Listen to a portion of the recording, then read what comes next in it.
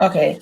Hi, everyone. We are back again today. And this time we have Isis West and we have my co host, Ben Osei, with us today. So today, you already know who I am, Leticia Norte, founder of Expanding Boundaries International. And this is our podcast for the EBI Lighthouse. And this podcast is all about everything that deals with study abroad, exchange program, intern abroad, work abroad, volunteer abroad. We want to bring you stories from abroad, stories about study abroad. How did they do it? Because sometimes people say, hey, I don't think I can do it. So the Lighthouse podcast is to bring you different perspectives, different narratives around international education that will empower you, encourage you to also do the same thing. So that's that for me. I want to introduce you to our special guest, Isis. So Isis, can you give, I don't want to tell them who you are. I want to give you that option to tell people, hey, this is me. So hi, Isis, can you give a little bit about who you are? Yes, first I want to say thank you guys for having me. My name is Isis West. I'm from Nashville, Tennessee. I attended undergrad at the University of Tennessee, Knoxville, and I received my Bachelor of Arts in Anthropology with a minor in Public Health. Currently, I am still at the University of Tennessee, Knoxville, but I am receiving my Master of Public Health in Epidemiology. So I'm still in school. I think I'm hoping to graduate in 2022. Hopefully, this COVID is like gone out of the way by then, and I can actually have a graduation. And I studied abroad twice in my undergrad year, so once in Berlin, Germany, and another time in Gaborone, Botswana. I served as a peer advisor for the University of Tennessee Knoxville's Programs Abroad office for 2 years. So I know a lot about programs abroad. And I was actually a Gilman Scholar my last time going abroad in 2019. Wow. So you, the reason why I honestly guess, listeners and viewers, why I love, like when I spoke with her, I'm like, you gotta come is the fact that she has done two study abroad. And today we're gonna really break it down because I'm like, wow, how can somebody do twice undergrad? So Isis, how was it? How was the journey? Did you even know about study abroad? How did you begin? So I guess going into undergrad, like I'm a very adventurous person, so I knew for sure that I wanted to go abroad, just didn't know when, how, or where. So how did I come down to my decision? So I think I went abroad my sophomore year for the first time, and I went to Berlin, Germany, and I decided to go there, or I decided to study abroad then because I always tell myself every summer I want to do something that advances me in some way. So whether that be an internship, like studying abroad, volunteering somewhere new, just anything I can get my hands on for the summertime. And so I was like, oh, let me study abroad. Like this is the perfect time. I wasn't doing an internship at all that year yet. So I started looking at the Programs Abroad website that our university has, and I looked at the programs that were open, and I started this process very late. Like I didn't know that you were supposed to like be thinking about studying abroad like semesters ahead of when you plan on going. So I ended up thinking about studying abroad in January. So the semester right before leaving in the summer.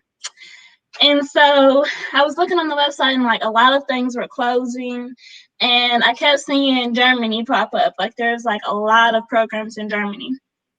And so I seen Berlin, Germany, and I seen there's a program with CIEE, and they were studying monuments and memorials. And I was like, this is really interesting. And I was doing anthropology, so a lot of that field work was involved in it. And I kind of just wanted to advance my knowledge about Germany, because from here, all we hear about is like the Holocaust, and I know there's much more to their history than just that. So I ended up choosing Berlin. And so I applied. I met with some advisors for programs abroad. They helped me with the whole process. It was like a lot of paperwork, Wow. meeting with your advisors, making sure classes will count, um, that whole thing. Yeah, it was a lot. And I am a first generation student, so this process I did it by myself. My Wow. mom during the time, no one in my family has ever been abroad or been in college. Wow. So this was a very tough experience for me because Yeah. I want to call my mom and be like, what are they talking about? Like, what does this mean? But she doesn't know either. Model on that. Wow. Yeah. So I had to go through that process, and it really built me as a person. I feel like being responsible because I had to make sure I got certain paperwork in or I wouldn't get scholarships in certain cases. So it was really challenging. My second time going abroad, so that was much easier because at that point I worked for the Programs Abroad office. So I knew exactly the process of how everything worked, what I needed to do, when I needed to start, when scholarships opened up. So I was definitely more prepared the second time around. My my family at that time, they were just like, "Girl, you can't sit down." You had a bug, a travel bug. Yeah.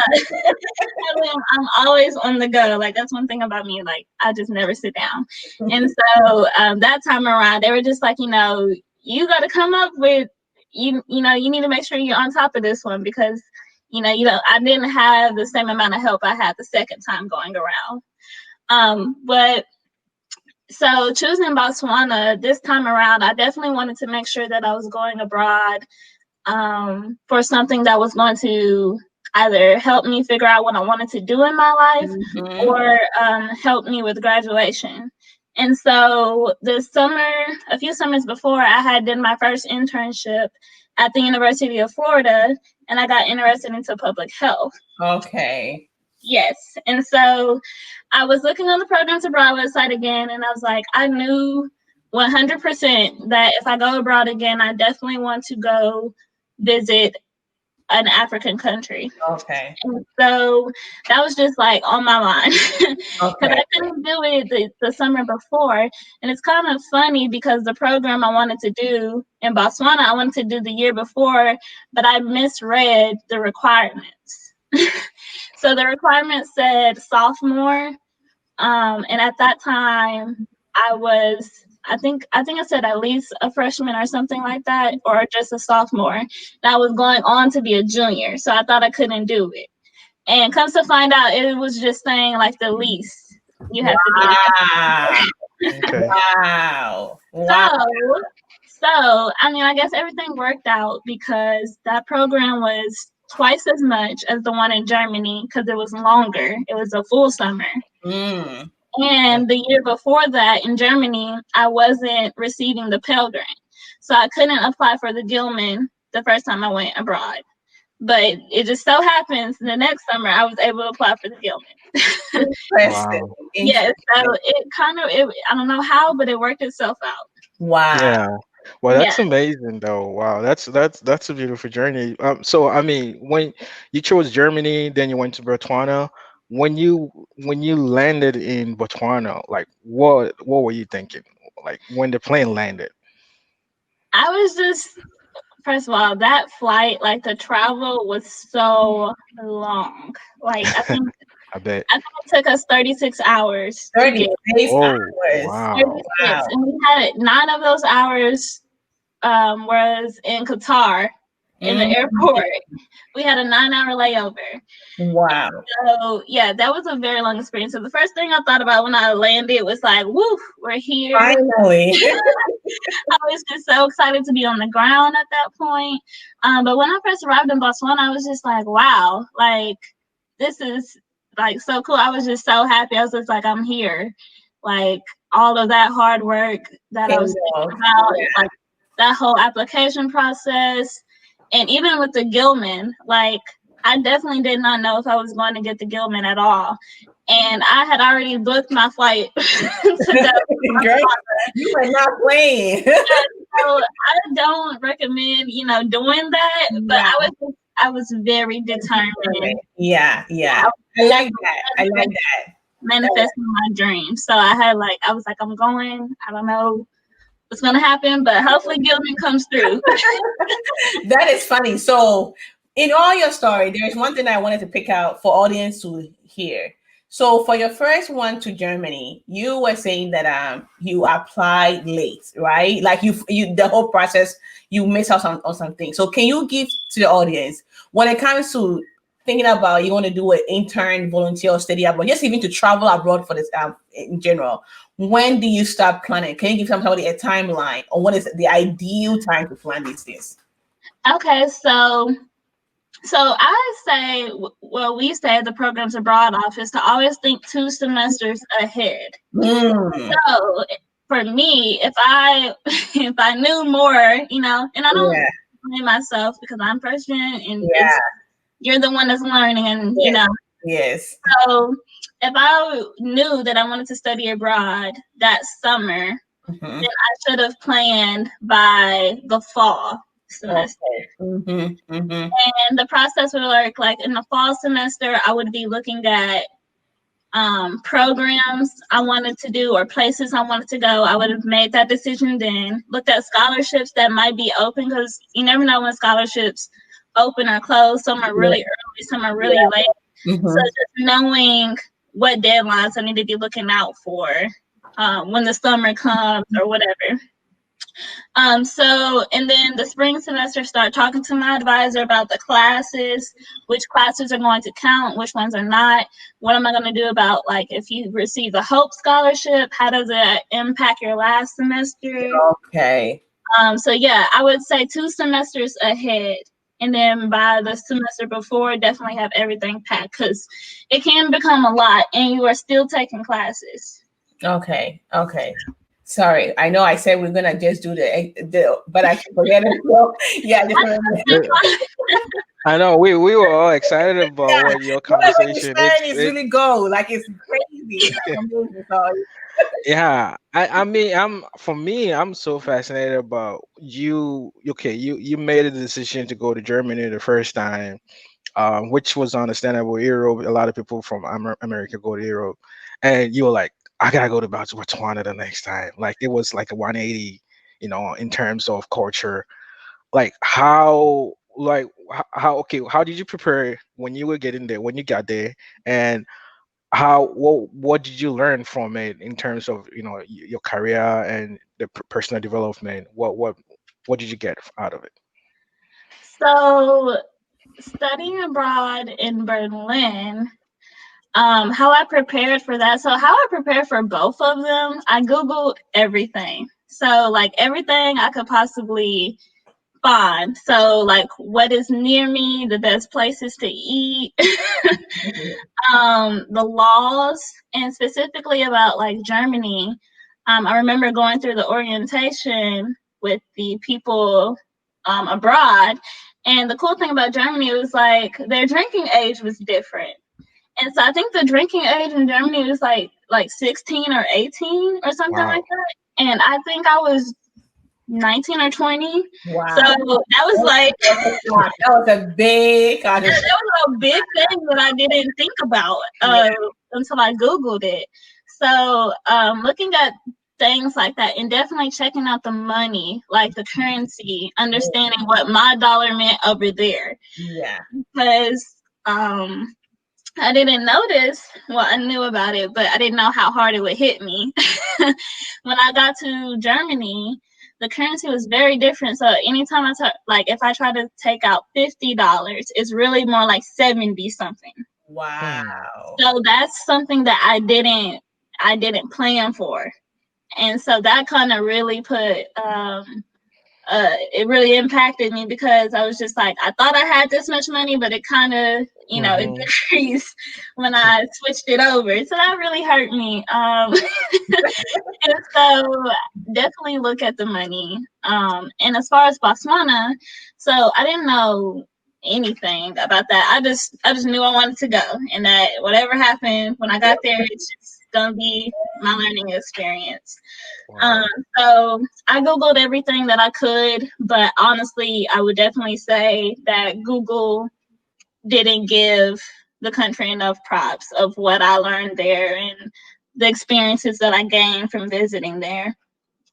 And as far as you mentioned, how did I go from like European countries and African countries? So I think the number one important thing about studying abroad is to break the stereotypes in the media portrayals that you see every day.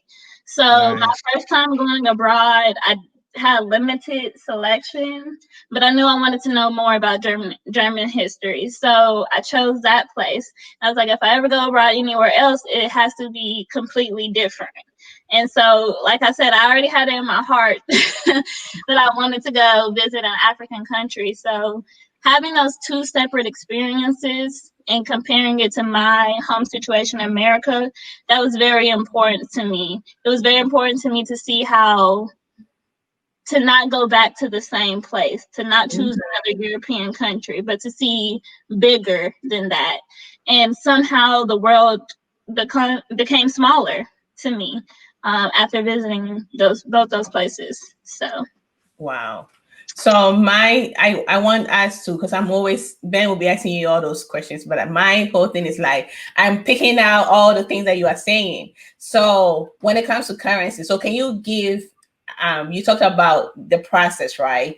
Now we want to know, so what are some of your like, can you emphasize more of the like must things that you have to really put in place in perspective when you are picking your destination? so definitely the laws. Mm. I had a friend. So LGBTQ laws are a very important thing. If you are a part of that community, I definitely recommend you do your research because you want to make sure that, yeah, you're going to learn about different countries, but you want to make sure you're comfortable as well. Mhm. And so I believe in Botswana, they had just passed the law to about LGBTQs. Oh. So that was a very big moment. And thank God it had got passed. But if it was before, then you would definitely want to know about that before you came. So definitely looking at like the laws, and I paid attention to how much everything would cost. Mhm.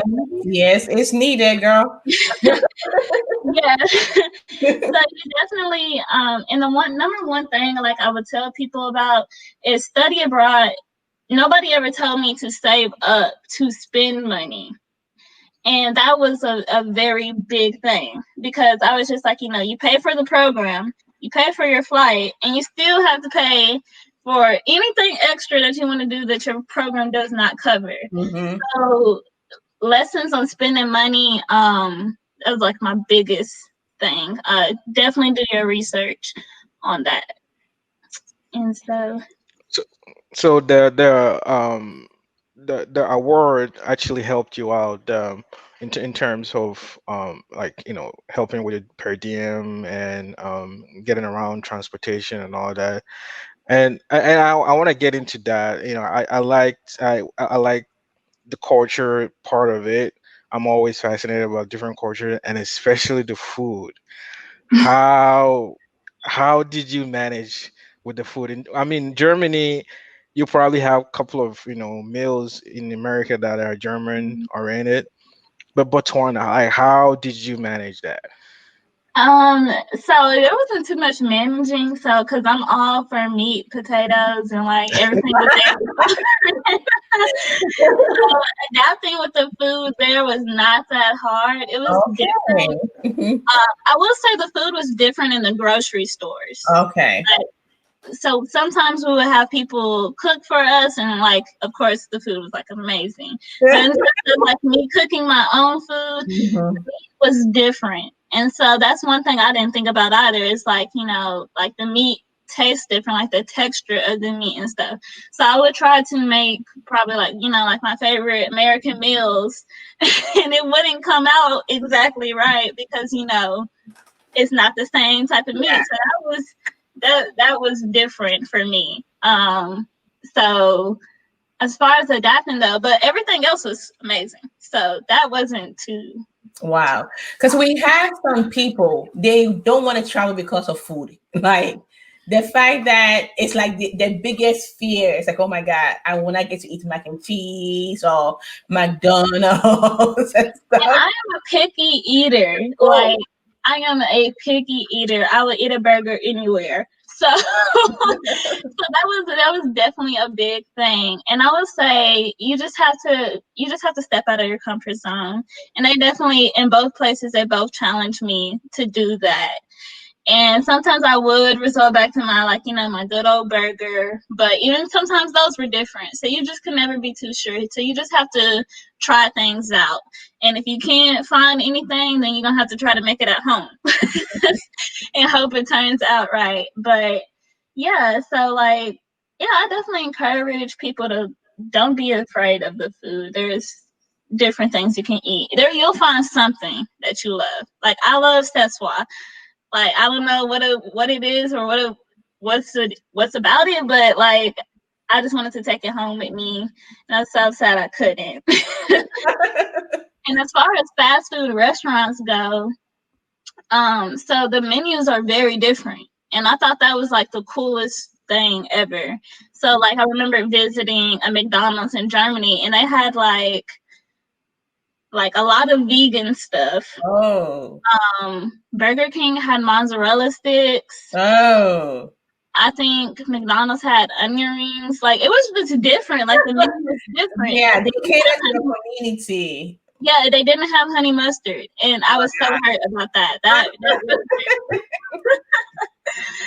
and so, as far as Botswana though, there wasn't a lot of fast food restaurants, and I think that speaks, a lot about our community here. There's not a lot of fast food restaurants in either one of those countries, unless you're in like a really highly populated place like the train station or something like that. Okay. So that was a lot of people cook, and groceries are very cheap there. Like although the transfer to Germany was very expensive for me, it was still very easy to live because affordable. Yeah, I can go to the grocery store and get everything I need for like 20 euros or something like that, and that'll last me like a long time. Wow, that is nice to know. Probably less than 20 euros too, because it's so different. So, and in Botswana, like KFC is really big, which was so just so amazing to me. You see what restaurants get to make it across borders and stuff like that. And so KFC's menu was very different. It was a lot of chicken sandwiches. Wow. And so that was different. And I love those chicken sandwiches. Like we used to go up there for lunch sometimes between our clinic views, and so yeah. Wow, I just said try it all. Wow. So I want us to go back to Germany. What were you doing in Germany? Because people want to know, like, what was the program about and all those things. And then from there, we can go to Botswana. And then what were you doing also in Botswana? People want to know what was the program? Did you go with a special company? All those things. People want to know those kind of stuff. Yeah, so for Berlin, I went through an affiliate. So it's like a third-party organization named CIEE. Okay. And they threw that program, and it was just really, they set everything up. They were very organized about everything. And so they're a very popular study abroad provider. Yeah. Yes, I love CIEE, and I chose them because they covered my flight. Oh, cool. When you're looking for programs, look for programs that cover your flight, because that was something that was very big. Yeah. Covering my flight. And so I studied monuments and memorials there. Okay. Wow. And Germany specifically Berlin, has a lot of monuments and memorials for more than A lot. Like we went walking for class around all the different monuments and memorials, and it was just very beautiful because I said I wanted to learn more about their history, but I would have never imagined it being that deep. So yeah. So having that class, visiting that class, it was very fun. So we took a lot of field trips. We walked a lot of different places. We seen the Berlin Wall. We talked to multiple people who had grandparents and great grandparents who experienced the World War II and the aftermath of all of that. And so, yeah, Germany, that whole experience taught me the importance of sharing stories. Yes. And some of those stories don't hit you until you hear it from somebody who's been directly affected by it. Yeah. And just to interject, what the beauty about this is the fact that you are learning history, but it's like you are on the ground. It's not like the lecture has the books open and you are reading and stuff. You are on the ground. You are able to really experience it and then hear firsthand story. It's not like somebody's coming and telling you that, hey, I'm telling you this happened, so you gotta believe. But yes, you are there. Wow. Yes. So that was like very different. And that's why I love study abroad, because it's those moments that you just you never connect with until you're right there talking to somebody about it. And so our classes, I think I had 2 classes. So we did monuments and memorials, and then we did communicative German.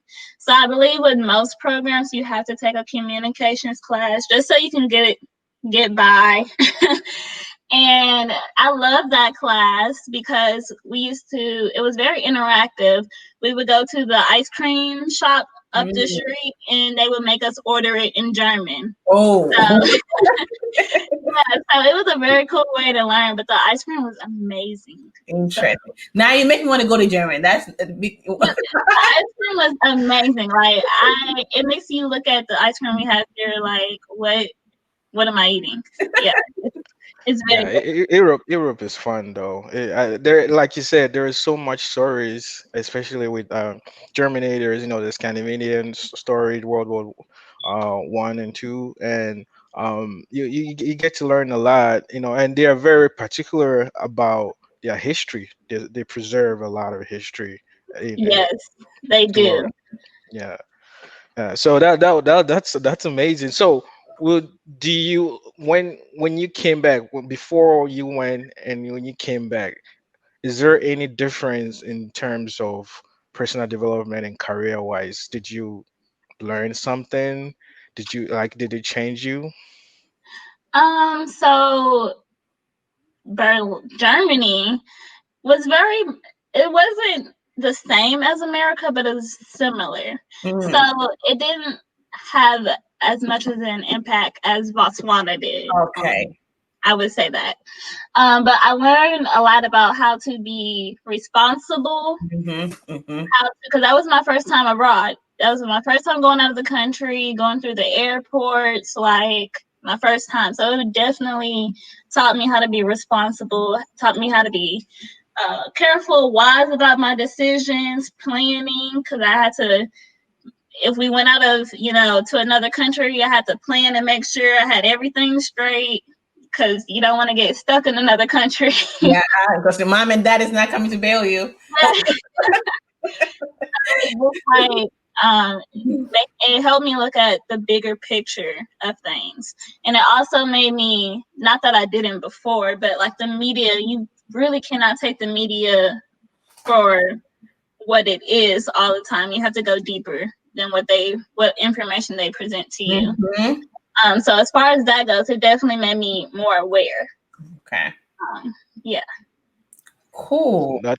That's awesome. Yeah. Go ahead. Yeah. So one thing I want to point out about Isis stuff, what she's saying is that you gotta go and experience it yourself. Don't wait on the media. Don't wait. Like books, history is great. But if you really have the opportunity to really put your foot, like your feet or your foot at the soil of the place to really get that experience, please, by all means, go. Because you guess what you said. what she was hearing from the media and her experience were two different stuff. And she's like, go deep. Seeing is believing. So go deep. We want to go back to the story that she was telling us. So she told us about her Germany experience, the program that she was doing. Now I want to switch back to Botswana. What was she doing in Botswana? What was the program and stuff? Okay, so in Botswana, this one was more personal because I went specifically for my minor. So I was just like super excited to work in public health and in another country, especially one that is very different from ours. So in Botswana, we took public health classes, and we had one class that was based on clinic visits. So we would visit the clinic and kind of just observe everything that was going on. And we ended up getting very, very personal in the clinic. And I was able to see a lot that I probably wouldn't have the experience of seeing here. I specifically observed the maternal and child clinics a lot because I'm interested in maternal health. So, and I also visited the HIV clinics and the tuberculosis clinics, and looking in the diabetes clinic. So we volunteered and observed in the clinics for like 2 days out of the week, I think. So we would visit different clinics around the city, and we even had the option, or we had the opportunity to stay in the village, and we visited clinics around there. So we studied how they did public health, how their healthcare system worked, and it was just a really beautiful experience. That was my first foot in the door with public health, I would say, like my second foot maybe. And so just to see how they did everything, like as far as documentation, because they didn't have like the fancy technology that we have today, and so just seeing how they make things happen was very beautiful to me. Like, wow, they're not doing it how we're doing it, but they're still getting it done. And that I had like a lot of appreciation for that. So that's what I did in Botswana. I focused on community public health and working in the clinics. And That is nice. So was the program more focused on internship, or what was it about? Were you getting credit for internship only, or what other stuff? So it wasn't even an internship, which is the cool part about that program. I took 3 classes. So I can't remember the names exactly. I think one was a health professionals class, and in that class we did our clinic visits. Oh, cool. Yeah, so we would visit the clinic, and then in class we would talk about like, how's everything going? What are you noticing? What could we improve on? What do you guys think, like as Americans, you should improve on? And just comparing and just learning about it. Wow. And then the second class was another public health class, but they talked about like the history of disease and the current research going on. And then my third class was a language and culture class for S1E3. And I love that class because our teachers were really fun, and we got to visit kotla, so weddings. We got to go to a few of those, and it was really fun. Yeah. Wow. Sound like you had a lot of fun. And would you like to go back? I definitely would love to go back. Like, I've learned how to work the condies now and know where I'm going. So yeah, I would love to go back just to. No, that's amazing. Did you bring anything back, like souvenirs, and did you make friends and you keep in touch with it? So yeah, I definitely made friends. We're all on Facebook together, like still talking. And the souvenirs that I brought back, so it's actually funny. So for Botswana's trip, instead of doing a GoFundMe, I did a pick a box fundraiser. Okay. And so basically I used like a Canva website, like a design website, and I created this chart, and it was like a box 1 through 100. And so, like, if someone picked box 26, then they would donate $26.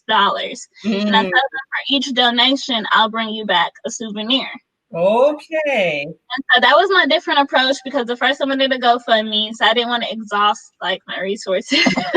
That is nice. Yeah. And so when I was abroad, I had found we went to this like souvenir market, and there was these little bracelets. These little bracelets that said "I Heart Botswana." So I got like 20 or 30 of those for the people who donated to me, and then I shipped them back out when I got to the States. Wow. So that was one souvenir. And then for my family, I bought them each like these little plaques, kind of like these African plaques of the country, Botswana on it. And I gave those to my parents. And I'm trying to think. Oh, I also bought keychains. I love collecting keychains from places. I don't even know if I have my keys near me, but I had like a little African keychain. So I love those. That's nice. And then I also got a Mahele board. It's like a game board. And I fell in love with that game when I was abroad, because my family were really big on playing board games and stuff like that. So I kind of mastered the game when I was there. And they have it's like this wooden board. I wish I could go grab it, but yes, like you can go grab it, please. Can grab it? Yeah. Okay, hold on. Yeah. Okay. Whew. Yay. So so this is Mahele, and the other people, you basically get 3 in a row on these lines. And so when you get 3 in a row, you can take another person's chip. So it's kind of like a checkers type of thing. And so they actually were going to give me like a cloth version, but I was like I want the authentic board. I want the whole board. And I actually had to throw out a few things to get this into my suitcase. Wow. Yes. So I was like, there's no way I'm like going home without this. So wow. It's like my favorite souvenir. You brought something back. That is beautiful. That is beautiful. Yes, I was determined. I was like, how much do you want for it? Like, even if I didn't have a lot, I was like, this means so much, to me. And it's a traditional game for them. And so I was just like this, and getting my family to play it, it was just super exciting. Yes. I want you to talk about, I think what I got, the aha moment in my head right now is you said the fundraising that you did. So outside of applying for Gilman to help you fund your program, what are some of the things that you did for funding to really make this thing really work out for you? So for Germany, like I said, I wasn't receiving the Pell Grant at that time, so I couldn't, a lot of scholarships for Pell Grant I couldn't get. So I did, my mother made me, my mother made me a GoFundMe, and she advertised that GoFundMe so much. Like every day she would share it. She would get so many people to donate, and like she really just took off with it, and I appreciate her like so much. And so we were able to raise like $1,500 off of the GoFundMe alone. So that was like a big chunk of the money that came for the Germany trip. And then my grandma helped me, and then the rest of it I was able to pay on a deferment plan. Wow. And I used my Hope Scholarship for that one too. Cool. What about Botswana? I like the fact that it's like some people, when you start late in the whole process, funding sometimes is out of the equation because the scholarship deadlines are already done, and it's either you wait for the next cycle to do your study abroad process, or you gotta find different creative ways to fund. And if you are like I just said myself, we don't have the family that can say, hey, here's the money, go do whatever you want to do. You gotta Yeah. find different creative ways and go fund me, and just connecting with families and friends, saying, hey, this thing really means a lot to me. So if you can please help me, every little dollar that you can donate to help, please help me. So even if you're going to apply for scholarship, I think that doing a crowdfunding or GoFundMe or something like that doesn't really hurt, because even we help you with some of your excursion pocket money. Because even sometimes when you are done with when you get the money for the Gilman and stuff, you pay for the program fees, and you are on the in the country, you're gonna have to try to explore, and all those things come with money. So even if the school is paying, you have some scholarship and stuff. Don't limit, like, do not limit one scholarship. Try to really broaden your reach on how much funding that you want to get. If am I wrong, Isis? Yeah, definitely. My family is my biggest support system. I'm very blessed to have them. I might not have much, but I know that if they can do anything about it, they will. So I'm very blessed to have them. That's nice. So we have like a few minutes left. Like I'll say, 5-10 minutes. And Ben, you have anything that you want to say before? No, I actually want to really. I mean, I want to talk about you talking about your family, and I want to also bring in the community. In our community, like we don't see people like us, traveling, studying abroad, and the family is actually coming, like the way you were talking, make I can sense that your family was the biggest supporter, the biggest chunk of the reason why you were able to go travel abroad. Is there anything else that actually helped you out in turn apart from your family, like Um, community, church, or something like that? Definitely. So Martha O'Brien, it's an organization in Nashville. They've helped me pretty much throughout high school and throughout college. So just being able to check with them, like, hey, what does this mean? Like, what do you think I should do about this? Wow. Just getting advice from them. Mhm. That was a lot to me. And I always thank them and shout them out. Because they really helped me, when I'm doing this alone by myself. It was just having that extra security that I can talk to somebody who at least is going through half of what I'm going through. Yeah. So Martha O'Brien for sure. Everybody, my family, my friends, supporting me, and definitely just me being a truly self-determined person. Like I am a true goal setter, and I really try to do everything I say I'm going to do, because life is short, Yeah. and that's one thing. Like, why wait? That's always Why why. wait? Why wait? Why wait? Go for it. You never know what waiting means. Yeah. You never know when you're not gonna be here. So that first time abroad, I wasn't Pilgrim and I was running late, but I was like, I'm gonna do it anyway. I'm gonna find out how to do it. And if I didn't get the money, then I would have saved up for the next year. Wow. So just never let anyone, project their fears onto you. Like, always try. That's Right. always the least you can do. And Cool. anything from that is just a lesson. Yeah. So I want to just summarize a little bit, and I might be wrong. And if I'm wrong, please tell me that this is not what I said. So from what I have gotten from this is that first of all, you went to Germany, and even with a German, there was a little bit late in the application for study abroad scholarships and stuff. So your family helped you to really move it with GoFundMe and stuff. And then when you came back, what you enjoy more about Germany is the fact that you had the opportunity to learn about World War II and have one-on-one interaction with people that were history whilst you were there.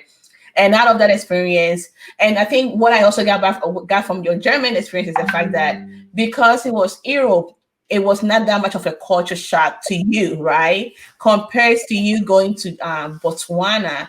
And in Botswana, what I got, so family, if you're listening, what I got from Botswana is the fact that even though you were going for, you didn't go there for internship or volunteer, you got so lucky that the program gave you hands-on approach to be able to volunteer or intern in these communities and these hospitals for you to really understand what public health is all about. How are they doing it? What is their approach? Even though it might not be like what America is used to, you got to learn about their whole traditional way of really dealing with public health and stuff. So that's what I got from this. So if you're thinking about doing a study abroad, you might never know. You can ask a program that you want to go and say, hey, do you guys offer anything about volunteer or internship that I can also add to my program? So you can hit two, I guess a two-in-one. You are there for credit, and then you're also enjoying the opportunity to have hands-on approach or hands-on skills. So that's what I got from there. And then what I got, am I wrong? Isis, am I? No, you sound good to me. Okay. And then what I also got is the fact that when you did the Gilman, you were able to also do a fundraising with the Gilman also.